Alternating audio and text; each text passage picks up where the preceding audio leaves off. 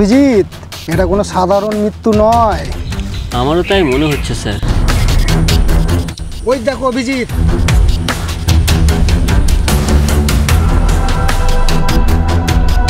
Sir এ তো গুলি। পঙ্কজ, দেখো তো কোনো এভিডেন্স পাও কিনা। Okay sir. দয়া, লাশটাকে চেক করো। Okay sir. অভিজিৎ,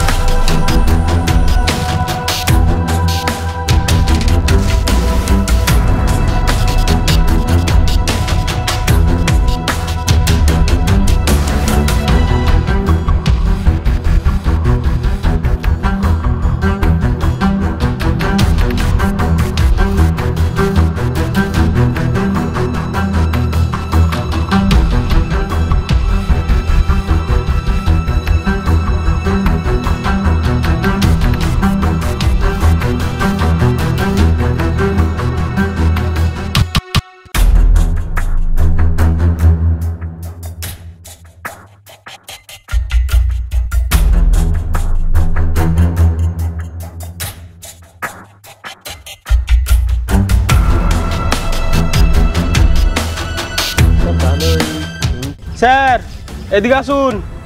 হ্যাঁ পঙ্কজ, আসছি, চলুন। স্যার এই ভাঙা ডিভাইসগুলো ওই জঙ্গল থেকে পেয়েছি আমি। আরে এ তো আরএফ ট্র্যাকিং করা ডিভাইস। হ্যাঁ স্যার, সেরকমই মনে হচ্ছে। আরে দয়া, কিছু আইডি পেলে? না অভিজিতের কাছে তেমন কিছু আইডি পুরো পাওয়া যায়নি। কোনো কিছু নেই? না। আচ্ছা ঠিক আছে, চলো আমাদের বেরোতে হবে। আর পঙ্কজ, তুমি এক কাজ করো, লাস্টটাকে ফরেন্সিক ল্যাবে পাঠানোর ব্যবস্থা করো। ওকে।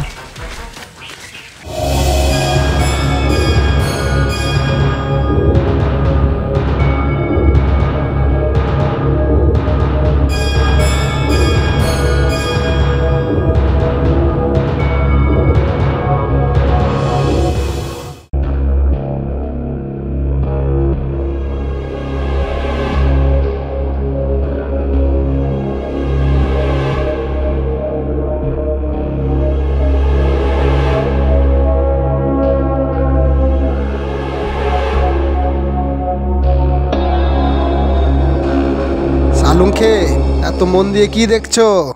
শরীরে কোনো গুলির চিহ্ন নেই, হার্ট অ্যাটাক বা বিষক্রিয়ারও কোনো প্রমাণ নেই। তবে একটা আশ্চর্যজনক বিষয়, তার মস্তিষ্কে হালকা একটা শক ট্রেস পাওয়া গেছে। শক ট্রেস? হ্যাঁ, খুবই সূক্ষ্ম, তবে তাৎক্ষণিক মৃত্যু ঘটাতে সক্ষম। তার মানে আপনি নিশ্চিত ওর মস্তিষ্কে শক ট্রেস পাওয়ার কারণে ওর মৃত্যু হয়েছে? একদম ঠিক বলেছো দয়া। কারা পারে এরকম শক ডিভাইস ব্যবহার করতে? এ কোনো সাধারণ ব্যক্তির কাজ নয়, নিশ্চয়ই কোনো পেশাদার ব্যক্তির কাজ। স্যার, অমল আসলে খুঁজে পেয়েছিল গাছ পাচারকারীদের রেডিও সিগন্যাল ট্রান্সমিটার, যা ওই জঙ্গলেরই কিছু গাছে লাগানো ছিল। আর এই ডিভাইসগুলো বাইরে থেকে কোনো অনুপ্রবেশকারী মানুষকে ডিটেক্ট করতে সক্ষম ছিল। তার মানে পাচারকারীরা জঙ্গলের ভিতর দিয়ে সিগন্যাল রুট তৈরি করছিল। হ্যাঁ স্যার, বাইরে থেকে কেউ পা রাখলে অ্যালার্ম বেজে উঠত। হ্যাঁ স্যার, ওই জঙ্গল থেকে একটা ধাতব নল পাওয়া গেছে। স্যার, আর ওই নলটাকে দেখে মনে হচ্ছে ওটা একটা ডাইরেক্ট এনার্জি ডিভাইস, যেটা শব্দহীন অথচ গুলির মতোও না। বাট শারীরিক আঘাত আনতে কিন্তু সক্ষম। তাহলে কি অমলকে গুলি করার ভান করে সকৈব দিয়ে মারা হয়েছিল? তার মানে গুলিটা ইচ্ছা করেই গাছের দিকে ছোড়া হয়েছিল, যেন সবাই ভাবে এটা ব্যর্থ গুলি। বুঝলে দয়া? তার মানে স্যার অপরাধী অন্ধকারে লুকিয়ে আছে। অভিজিৎ, এই প্রযুক্তি কোনো সাধারণ মানুষের কাছে থাকতে পারে না। স্যার, এই অমলের যে ডায়েরিটা পাওয়া গিয়েছিল ওতে কিন্তু লেখা ছিল 15 জুন রাতে ওর কাছে একটা ফোন আসে।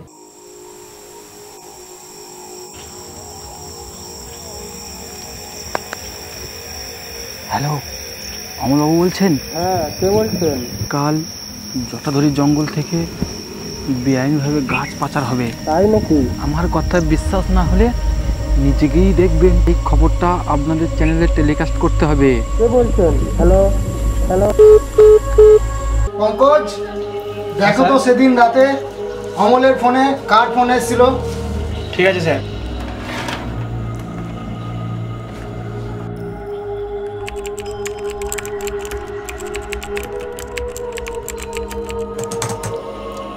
স্যার, সেদিন রাতে একটাই ফোন এসেছিল। কার ফোন এসেছিল? স্যার, ওর নাম হচ্ছে বিমল পদ্মার। শেষ লোকেশনটা ট্যাগ করো। স্যার, ওর শেষ লোকেশন হচ্ছে জটাধরি জঙ্গল। স্যার, ফোনটা এসেছিল জটাধরি জঙ্গল থেকে, আর খুনটা করা হয়েছে জটাধরি জঙ্গলে। তাহলে কি ওকে ফোন করে ডেকে নিয়ে কি খুন করা হয়েছিল? এই রহস্যটা তো বিমল পোদ্দারের কাছেই রয়ে গেছে। অভিজিৎ, যাও বিমল পোদ্দারকে ধরে নিয়ে এসো। Okay sir.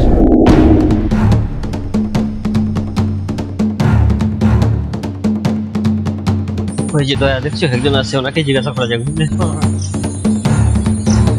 এই যে দাদা, শুনছেন? বলছি দাদা, এখানে ফরেস্ট ডিপার্টমেন্টের অফিসটা কোনখানে আছে বলতে পারেন? কেন বলুন তো? আমরা সিআইডি থেকে এসেছি। সিআইডি? হ্যাঁ, সিআইডি। এই বিমল পোদ্দারকে কোথায় পাওয়া যাবে জানেন? ও তো বদলি হয়ে গেছে। বদলি হয়ে গেছে? হ্যাঁ, ওর পরিবর্তে আমি আছি। ওর পরিবর্তে এখন আপনি আছেন? হ্যাঁ। আপনি আমাদের রেঞ্জ অফিসারের সঙ্গে কথা বলতে পারেন। এই রেঞ্জ অফিসারটাকে? দিবাকর বর্মন। চলুন এই দেবাকর বর্মনের কাছে। উনি তো এখন ছুটিতে আছে। এখন ওনাকে কোথায় পাওয়া যাবে? ওনার গেস্ট হাউস গেলেই পেয়ে যাবেন। গেস্ট হাউসটা কোথায়? এই তো জঙ্গলের বাইরে, অষ্টাধরপুরে।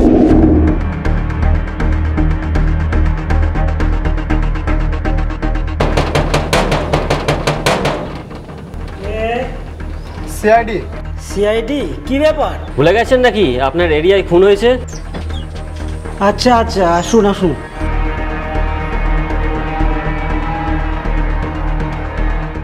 আসুন স্যার, বসে কথা হবে।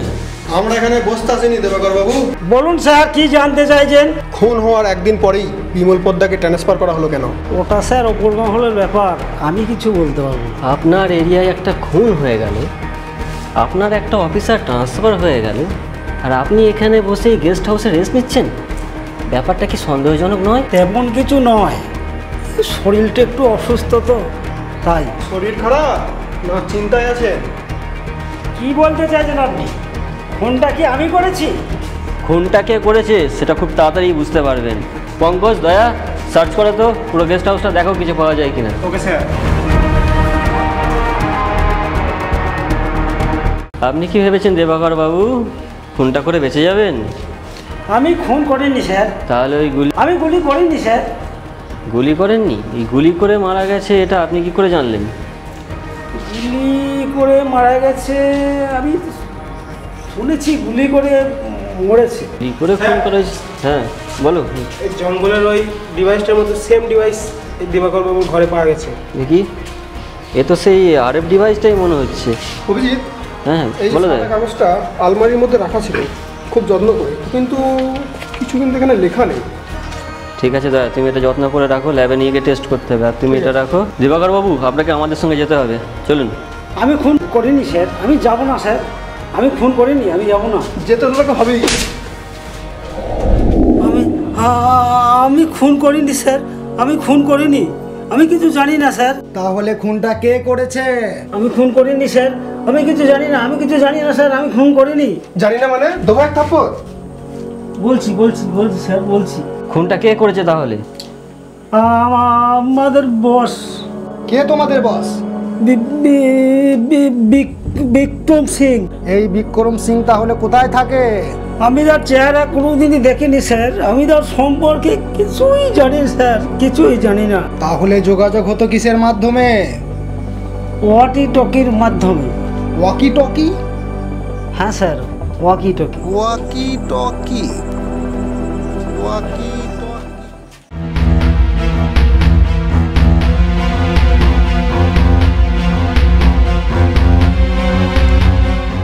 সালুন খেয়ে তুমি কি কিছু পেলে? হ্যাঁ পেয়েছি বস, কিন্তু আরেকটু। আর একটু নয় সালুন খেয়ে কি পেয়েছো বলো তাড়াতাড়ি। এই বিক্রম সিংকে খুব তাড়াতাড়ি ধরতে হবে, না হলে হাতের বাইরে চলে যাবে। এই দেখো বস, এই সাদা কাগজটা থেকে কিছু একটা পাওয়া গেছে, এদিকে এসো বস।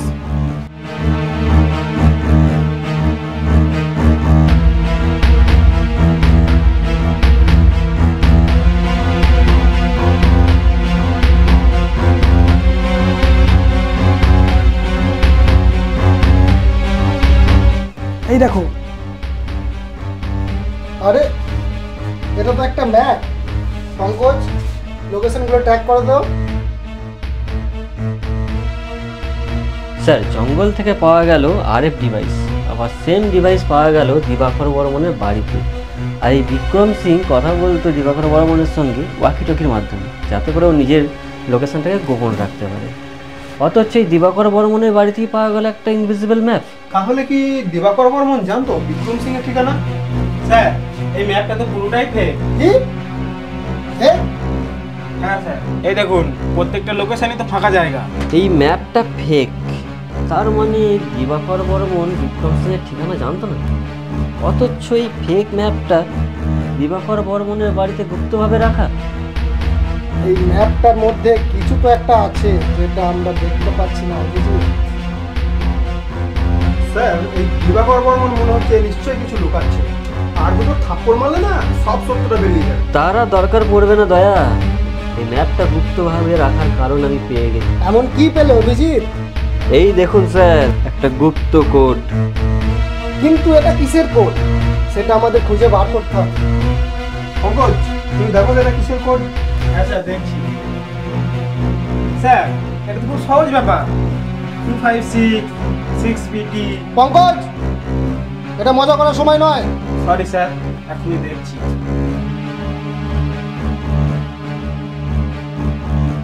স্যার, এটা তো একটা ডিজিটাল কোড।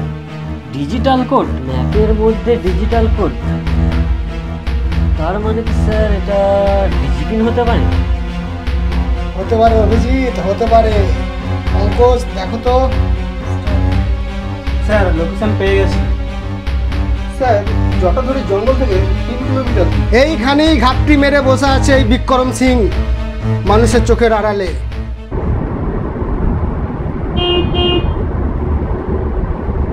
পঙ্কজ, লোকেশন আর কত দূর দেখাচ্ছে? স্যার, আর 100 মিটারের মধ্যেই বাঁ দিকে টার্ন নেই।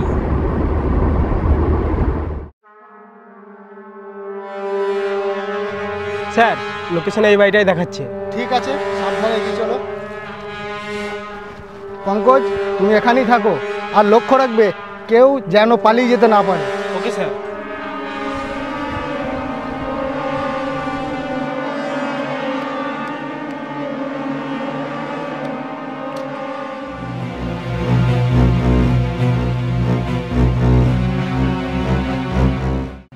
দয়া, অভিজিৎ, আমাদের খুব সাবধানে এগোতে হবে। Okay sir.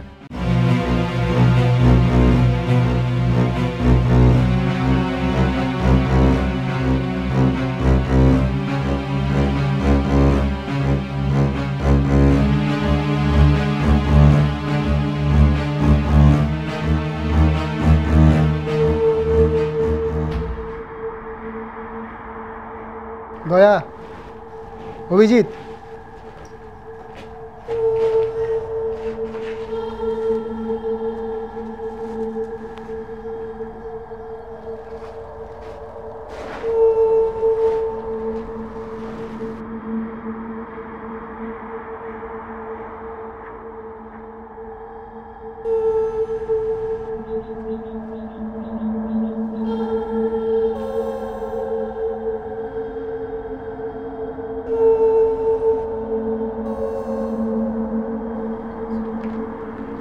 দয়া, বিক্রম সিং যেন পালাতে না পারে।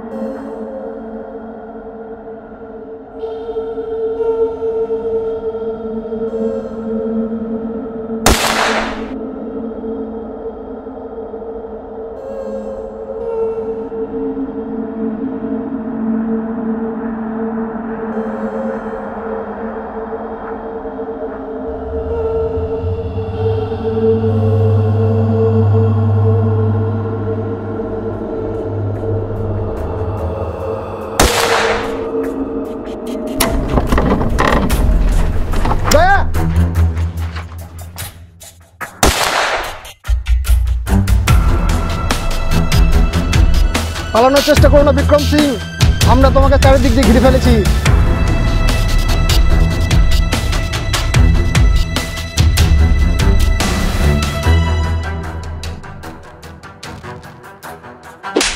আজ পর্যন্ত কেউ সিআইডির হাত থেকে পালাতে পারেনি বিক্রম সিং। চল বল কেন খুন করেছিস বল।